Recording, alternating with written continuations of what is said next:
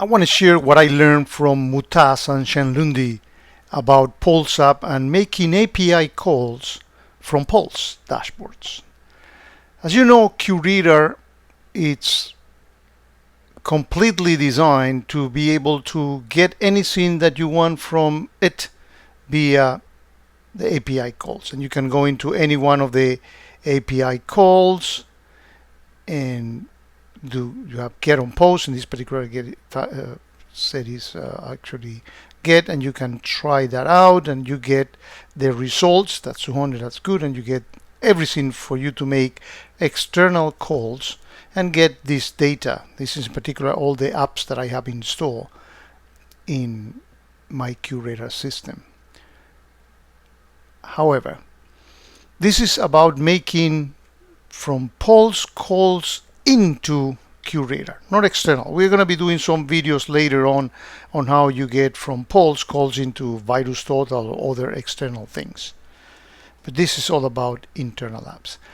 Also, I'm sure that you are aware of the fact that many apps, for example, Advisor, we're going to be using that in this first video, has its set of API calls in here for you to try. And it's basically the same thing. You can, click here and do the actual get, and you can try those out, and you get the actual results.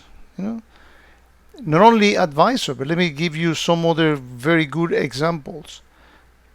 The Use Case Manager app has its set of API calls where you can exercise them from here, exactly in the same way. QDI has its own set of API calls as well. But notice that they are not documented in here. More on that later in subsequent videos, and a little bit on this one as well.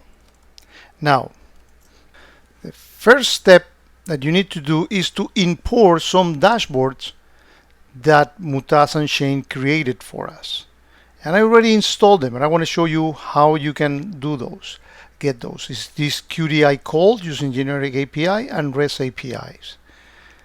And as you probably know by now, in the video description of all my videos, there is this link. When you click in it, you are taken to a public box folder, and here on their Pulse dashboard, which is the most recent one, you're going to find this making API calls from Pulse dashboard. You need to download these two JSON files. Once you've done that, all you need to do is click here, new dashboard, and do import, point to the file, and click OK, and you get a green indication here that those things have been added to your system. Let me actually go to the REST API calls one. More on this later, but what I want you to do is when you go there, you're going to find that there are some widgets like this one that work out of the box. So you go here on the right and you scroll. I want you to scroll almost to the bottom in here, because as I did in the previous, I don't know if you noticed, but in the first API call that I exercised, I was getting what are the apps that are installed in my system. And you need to write down, because this is going to vary from system to system, the application ID of every one of your apps. So for example, Advisor is this one. You can read here in the description. QRadar Advisor is 1006. Use Case Manager is right below. You can read it down there, right? Use Case Manager. And QDI is, where is QDI?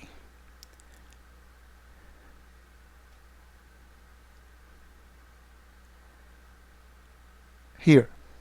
As we see here, deployment intelligence. So write down those numbers in your system. Of course, if you have those installed. If not, I invite you to go into the App Exchange and install those apps. But you need to grab those numbers. Let's actually start using the one for precisely QDI 3503.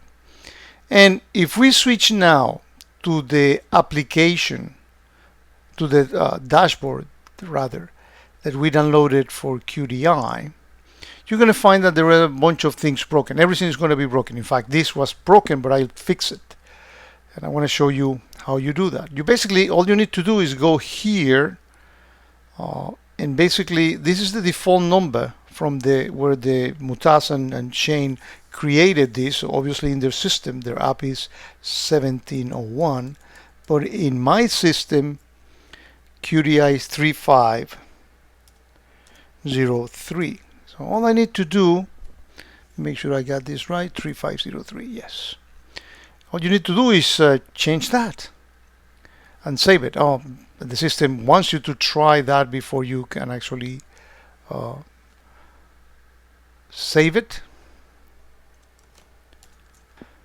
And the query ran well, but it has no result, and probably it's because my QDI system does not have the data for that. But you see that you get that. Let's actually try this one.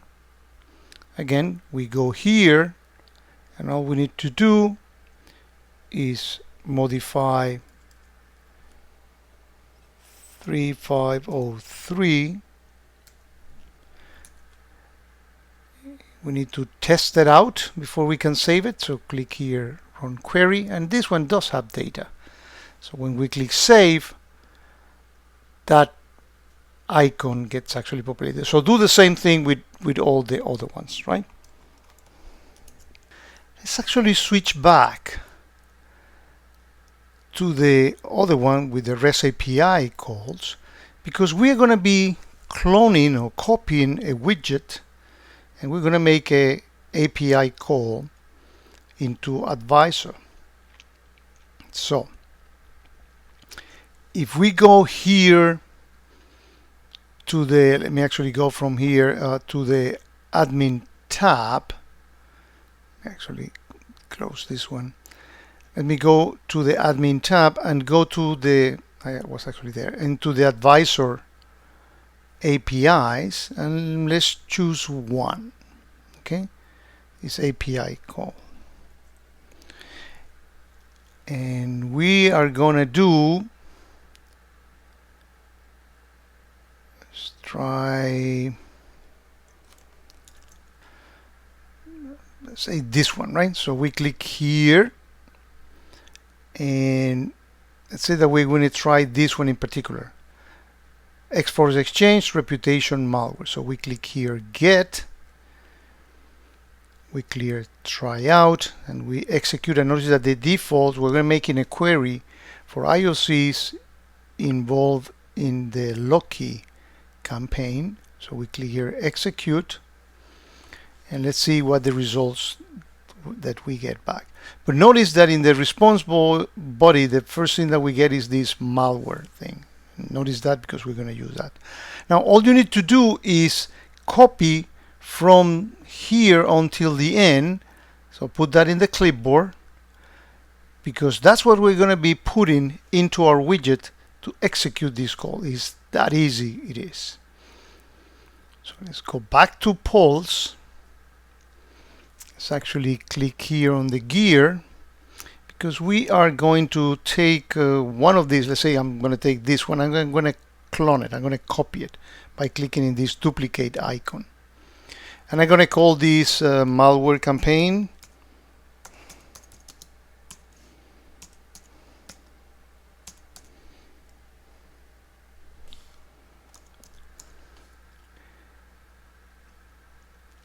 And here is where we are going to paste what we just copied. Notice that in there, there's the application ID of my Advisor installation. Here in the result mapping, we're going to type that word that we encountered first when we try that out, which is malware. And let's actually first run a query, and then we're going to decide what format we're going to put it. And notice that we get IOCs for, and actually plenty of them, 5 of 200 IOCs. And let's say that we want to put those, the simplest for that is a tabular display. All columns. Let's see, that's what we want. We want to change this name. Instead of top firing rule, we're going to call it malware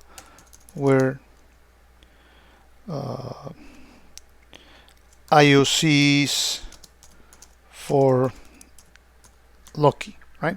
And in subsequent videos, we're going to show how you can put this as a parameter, as we have shown in other videos in Pulse, so you can actually make this generic.